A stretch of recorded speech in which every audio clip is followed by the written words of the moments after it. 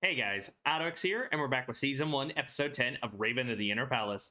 The hype train continues, because no time's been wasted. Xiao's already here. Using the connections of his master, he's entered the Inner Palace and on the hunt for the Raven consort, already interfering with her request, already pursuing the Resurrection One and offering it with his sorcery, and dispelling the seal that trapped Huanling in the water in her internal torment, which, by the way, that realization that she was dead, that whole "you're already dead" meme was quite entertaining, unexpected, but very, very interesting.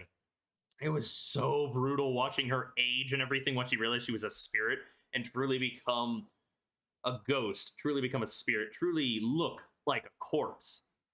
Oh, it caught me off guard, not gonna lie. But how does his sorcery stack up against our girl's supernatural capabilities with the goddess? And why did she refer to him as the owl when she made eye contact with him when she saw him through the eyes of the goddess during the new moon? When the goddess escapes her body, escapes the temple, the palace, the Yaming Palace to be exact, and flies around and causes extreme torture and torment as if her body is being held up by strings and torn apart. Why did she say owl? Does he have a contract with an owl that allows him to do his sorcery? Is there like a owl raven relationship that I might have missed? I don't know, but we know his goal: to kill the raven consort. So first he's going after a quest, resolving the ones that she can't do and causing problems for her. Will it ruin her reputation? I don't know, but he doesn't want to kill the goddess. Presumably, based on his statement, he wants to kill the consort herself. So why? What drives him? Is it to take revenge for Master Fang? Is it for a different grudge? Does he hate? Does he know about her secret about being a survivor? I need to know more.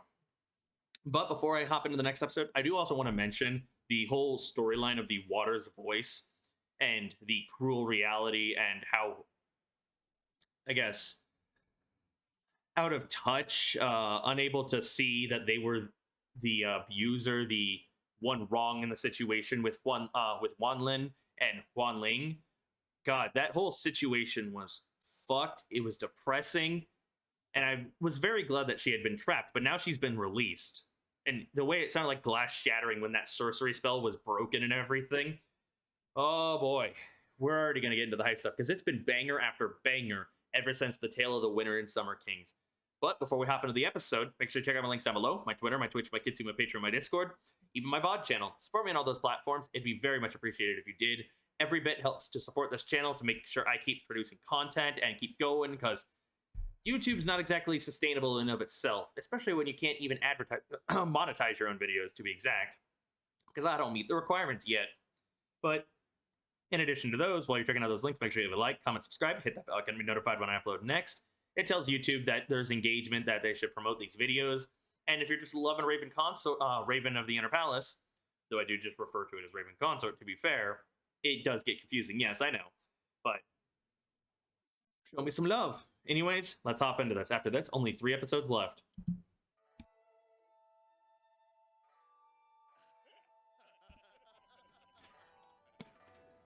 All right. Is this Wen Ying's past, or is this current day? Is this the lute player? Is this the lute player from his path? The one that got forced into the bed, so he raised his hand against a customer, and that's how he turned into eunuch?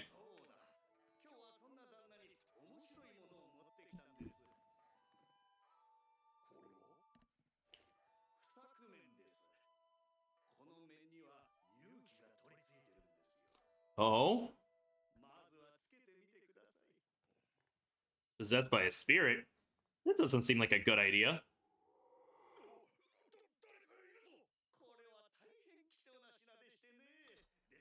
I don't know about you. I wouldn't put on a article of clothing or an item possessed by a spirit, because that's a very easy way to get yourself cursed or trapped or, just in danger.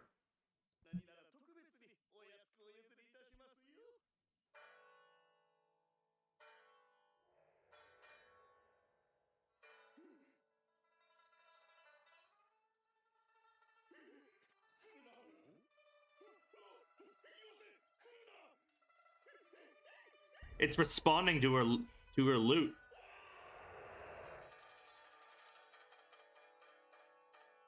I'll admit that was very disturbing. Sort of disgusting. Scholar. All right.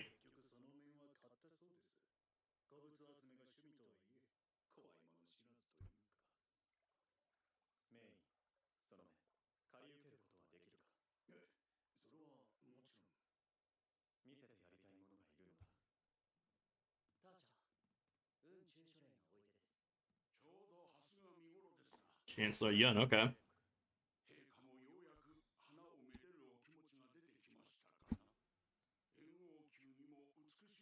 The Flower Palace, correct? Oh wait, no, that's the wrong palace.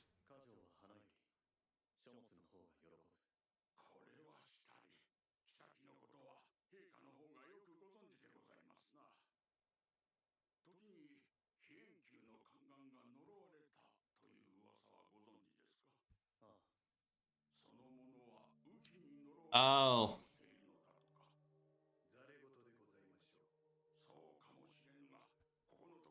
So we're gonna have also these rumors, and her reputation is gonna be damaged or force other people to act and in their own interest or in their own curiosity for safety. But technically, he wasn't cursed, but he was forced into submission because he saw the eye, the goddess, or as they put it, the monster in her eyes.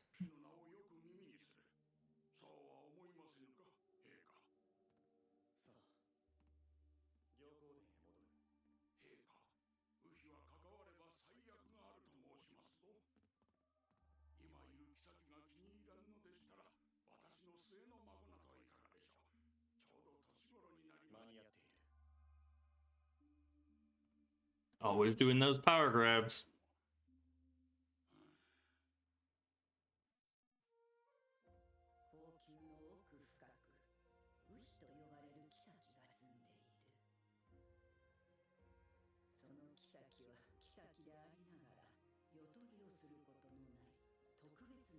We're at the Ministry of Works. Yep, because she's going to speak with him about Li Nyong, the previous Raven consort.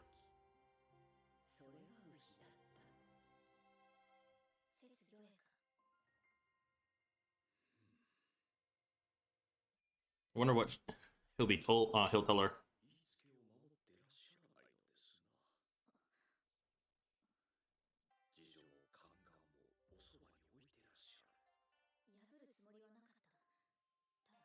And now she won't abandon them. Screw the guilt tripping, dude. I mean, you broke your word too.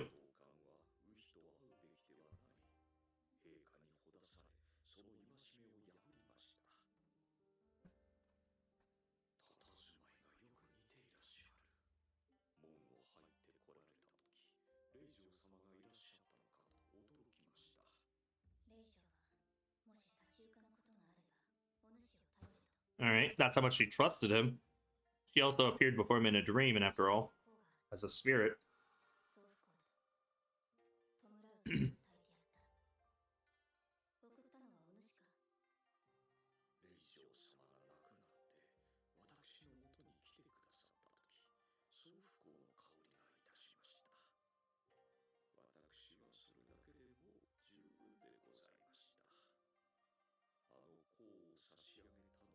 Aww. So she did have an attachment at least.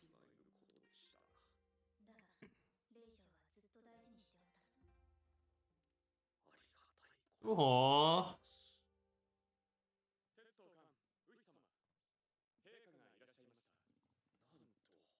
Right? Always popping up.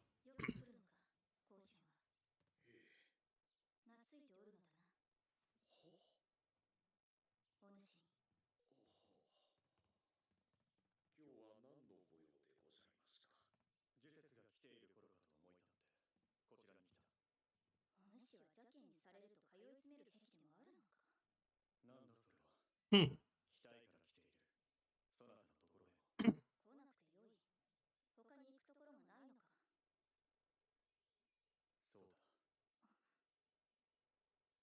Aw. Or your other consorts.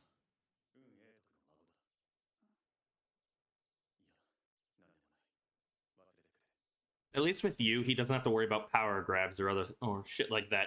The politics of the inner palace.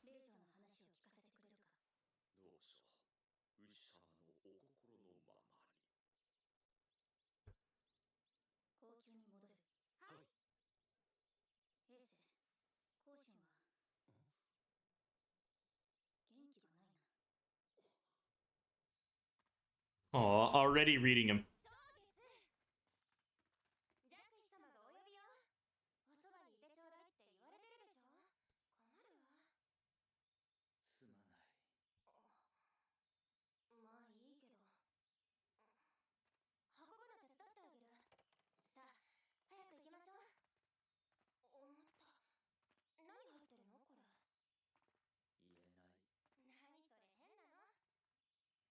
So he's living with the magpie consort?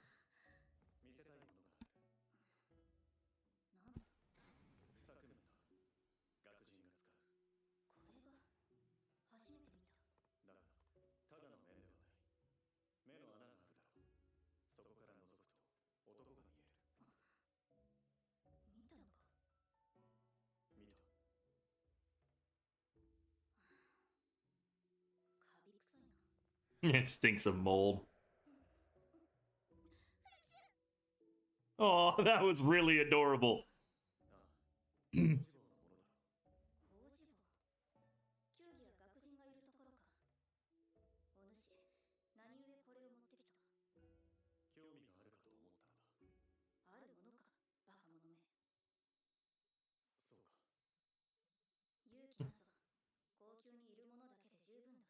Right? I like the quick glance to each other.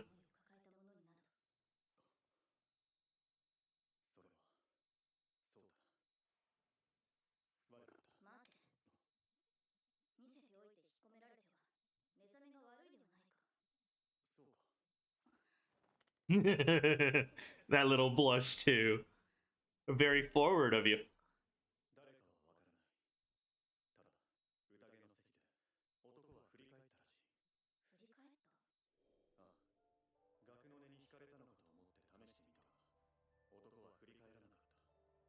So maybe it has to do with the Red Sparrow.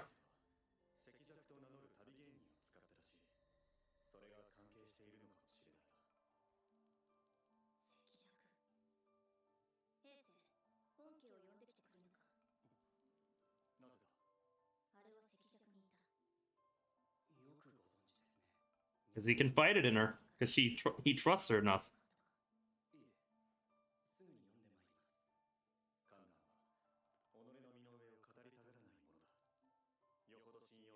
And I really appreciate that.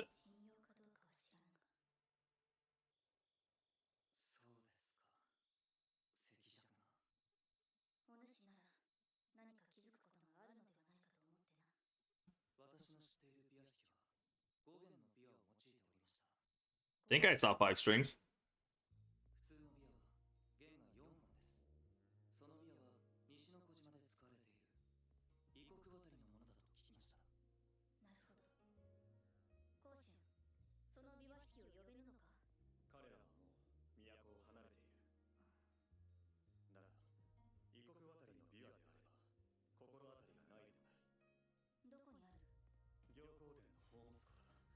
Yep, the treasure hall, okay.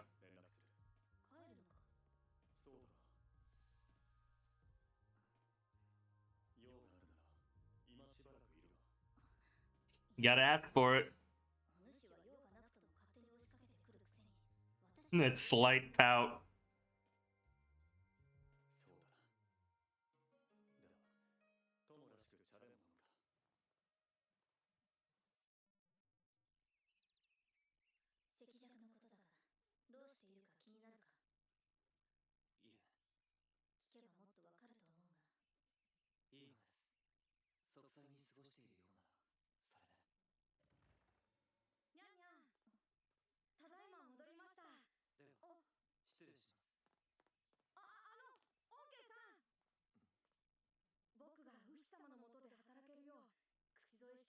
Because he recommended you. and pleaded with her.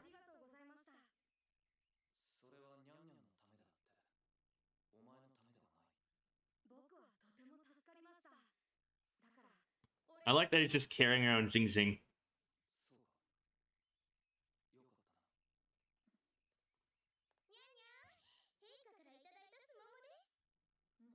Never a dull moment here at Yaming Palace, ever since we started having people live here.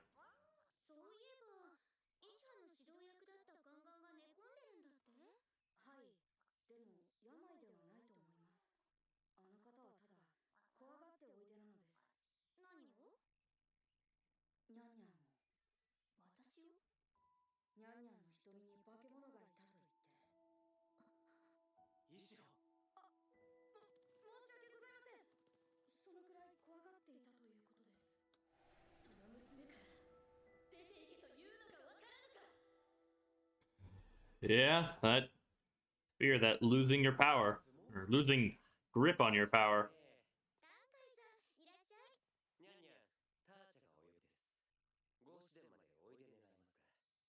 How's the hall? Okay.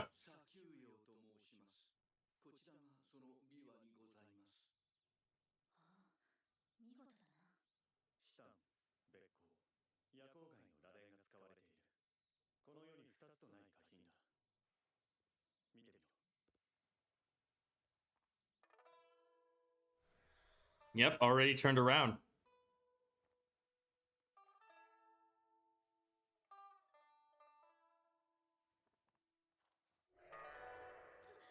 Woo!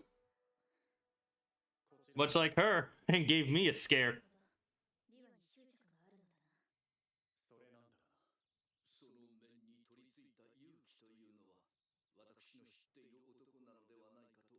I know you're VA. I think you're Sato from Ajin.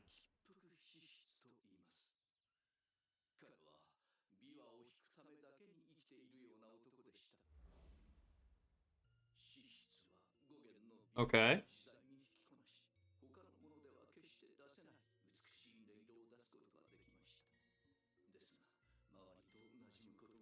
Was he killed at a jail or something?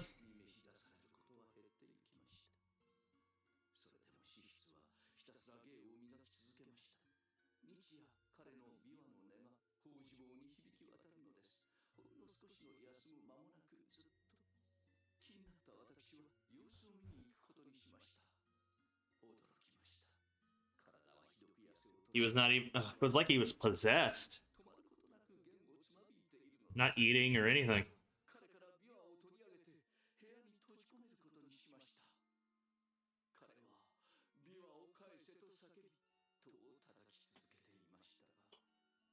Truly like a man possessed. Oh.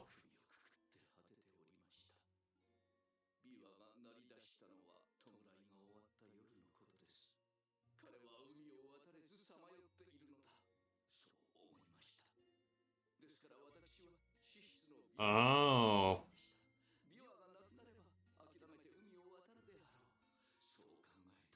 But it's never that easy.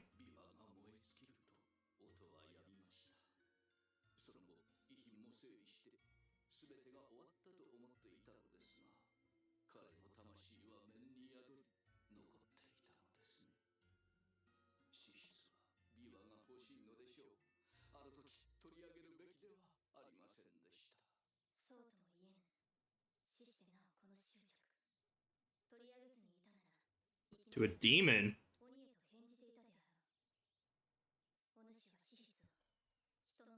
Oh. That is a good way to look at it.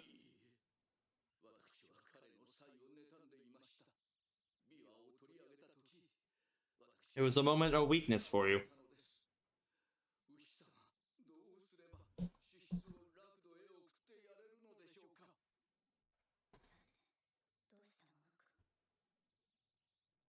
Seems she's even at a loss.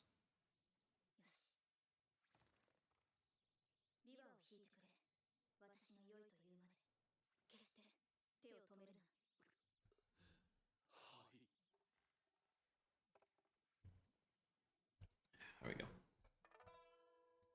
I love the way it sounds. I've never been in the presence of an actual lute myself, I don't believe. But I like how it's designed. But then again, I also love stringed instruments.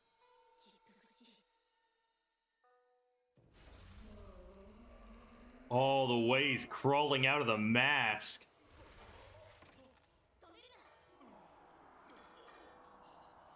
Play like you mean to die. Holy shit.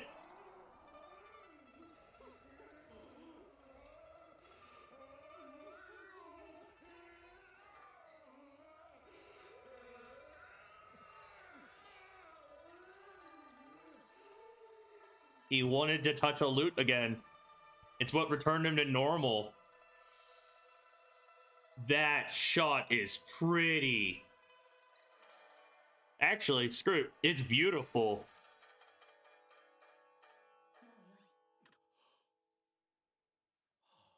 Damn.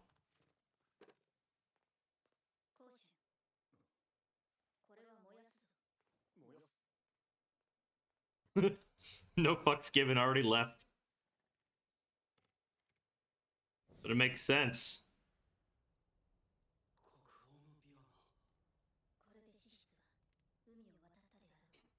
We don't need national treasures.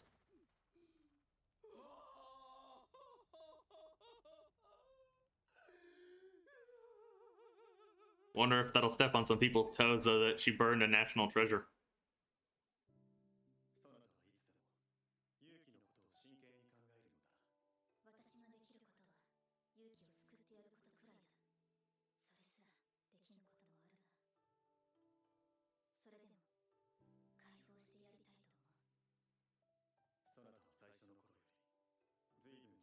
Far more earnest about it. Or forthcoming about it.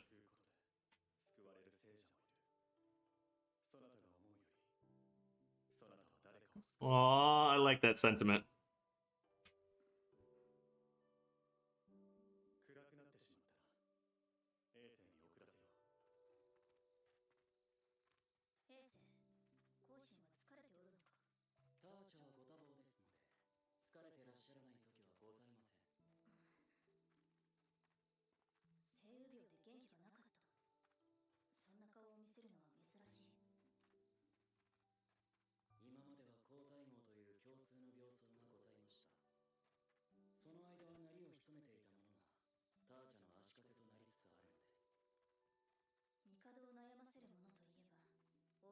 Corruption?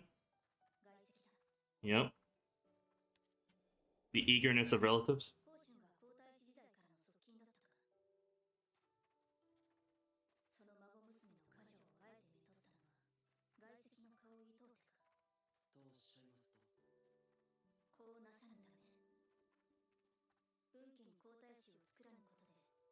It's that inner palace politics.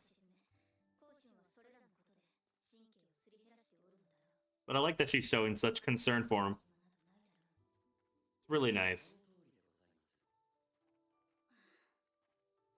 I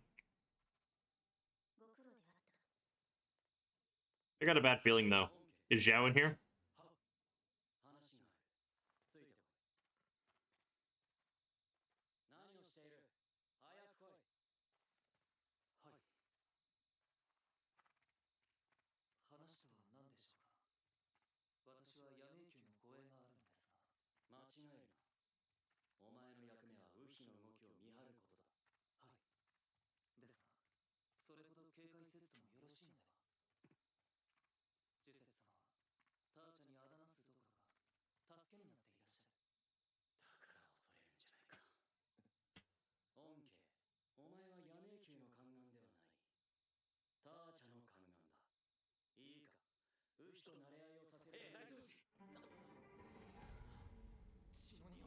Blood?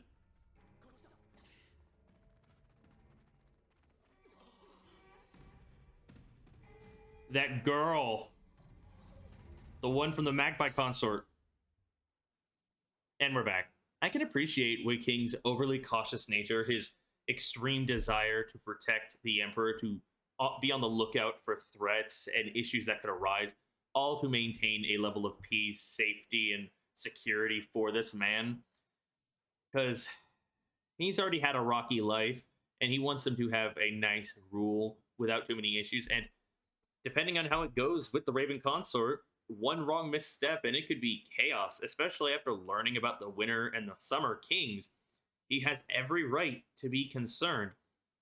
But I can also feel a bit disheartened, maybe, that he's still so cautious, still so unpleasant towards her after the understanding they came to and after everything she's done. But I can understand where he's coming from. So I don't dislike it and I don't disapprove of it. It's just, I thought we were past that point, but it is in his duty to look out for his master after all. But that ending. So either she looked into the bucket that Xiao was carrying and was murdered as a consequence, or she was used in experiment for his sorcery, because that tree was blown in half. Like, there was a clear hole in it, and she's bloody. And if she's not dead, she's extremely wounded. But she's the lady in the waiting of the Magpie Consort. So what's he scheming? What's he planning? What groundwork is he laying? How will this all come to a head, especially with the politics of the Inner Palace showing up more, playing more of a central role than ever before, especially as the Raven Consort's name, Shuzetsu, gets out there more, that they start hearing more about her, and the eunuch from the, I believe, Feiyan Palace, claiming he's cursed and everything because he saw a monster in her eye. Will we have people acting in their own interest to take her out and everything, or force the Emperor to do something about her? Because we all know he does have oaths with her to protect her, to not kill her, to treat her like a Winter King and stuff like that, without letting herself call herself a Winter King. So we're gonna have a bit of a chaos where maybe some of his relatives seek an opportunity to become an emperor for themselves. Do we see some more corruption in the Inner Palace that goes beyond the Empress Dowager? Very curious how this is going to play out. I like the lute player story. I can't say his name. Forgive me about that. Definitely not built to say those names. I'm a white boy from the Midwest of the United States. The tonal language of Chinese for those names does not work well with my pronunciations, and it sounds like I'm putting a cat through a blender if we all need that vivid image. Oh, that ending, though. Very excited to see what's going to happen next. So curious about what Xiao will do and how he will manage to kill her if he does. And I like that we did put a little bit of the talks about Li Neong on hold with the Ministry of Works, though we did find out about the incense and how she did treasure it, cherish it. So she did have an attachment in of herself, which that means she technically violated the rules. So she was no better than them, even though they're violating more of the rules. But hopefully we do have that talk, because I'd like to learn more about the previous Raven Consort and how that might cheer up Jiu-Jitsu as well, or at least make her, because she wants to know more about essentially her second parent figure in her life. And I do like also when Ying standing, more talking about his past as the Red Sparrow, the fact that he trusts her enough to confide about the past, and then also standing up for her against, even though he's the Emperor's eunuch and answers to Wei King, or Xing, he stood up for her and was like willing to say a bit of his own mind before he was interrupted, after all. So it shows that he does care about her to a degree. He wants to do his job for her. He wants to spend more time with her. So maybe by the end of the season, by the end of the story, he'll transition from being a eunuch for the Emperor to a eunuch for the Raven Consort. It'd be a very cool thing, because we do need more people on our side. And I like how they even mentioned that she's more forthcoming about her emotions and spending time with people, and how much it means also that she's saving ghosts, and by effect saving people who are affected by said ghosts. It's really nice to see her growth, her opening up, the thawing of the icy exterior, the thorny exterior, as the series progresses. But that's what happens when you interact with more people. You change as a result, and they change as a result as well. But let me know your guys' thoughts on my reaction, on my commentary, on the episode itself. Everything and under the sun. I do read every comment, and I do my best to respond to them. So I look forward to seeing what y'all have to say. If you want to gush, come join my Discord and everything, or even follow me on Twitter. I post updates there far more regularly than I do YouTube, after all. And plus, I just talk about other cool series. And speaking of Discord and Twitter, make sure to check out my links down below. My Twitter, my Twitch, my Kitsu, my Patreon, my Discord, even my VOD channel. And while you're down there leaving a comment, checking out my links, you should also like, subscribe, hit that bell icon to be notified when I upload next. Every bit helps. It boosts engagement, makes YouTube promote the video. I'd like to have some more fans of the series on these videos after all. But thank you all so much for watching. I'll see you all for another video. Peace.